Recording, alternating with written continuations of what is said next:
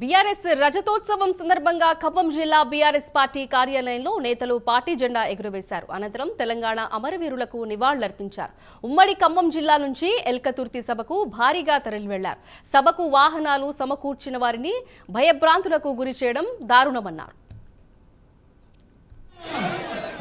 తెలంగాణ ప్రజల యొక్క ఆకాంక్షలు నెరవేర్చడం కోసం ఎత్తినటువంటి జెండా ఈ గులాబీ జెండా. ఈ 24 సంవత్సరాల్లో ఎన్నో ఆటుపోట్లు ఎదుర్కొన్న జెండా ఈ జెండా. తెలంగాణ రాష్ట్ర కళని సాకారం చేసినటువంటి జెండా ఈ గులాబీ జెండా.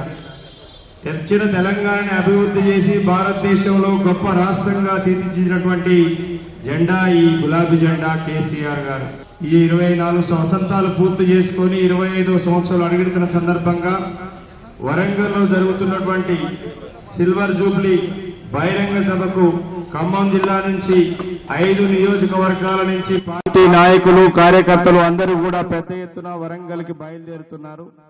వారందరికి కూడా ప్రత్యేకంగా జిల్లా పార్టీ తరఫున అభినందనలు తెలియజేస్తున్నాను. అందరూ స్వచ్ఛందంగా కదిలి వస్తున్నటువంటి ప్రోగ్రాం సాయంత్రం ఖచ్చితంగా జయప్రదం అవుతుంది. ఇక్కడి నుంచే కాంగ్రెస్ పార్టీ పతనం స్టార్ట్ అవుతుంది.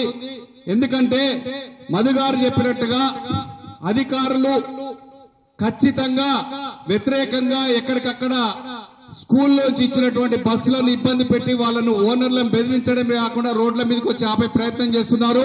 మా పార్టీ కార్యకర్తలు ఖచ్చితంగా ఎవరు ఆపినా బస్సులు ఆపకుండా ముందుకు రావాల్సిందిగా కోరుతున్నాం. ఎందుకంటే తెలంగాణ రాష్ట్ర సమితి పార్టీ పుట్టిందే ఉద్యమం నుంచి.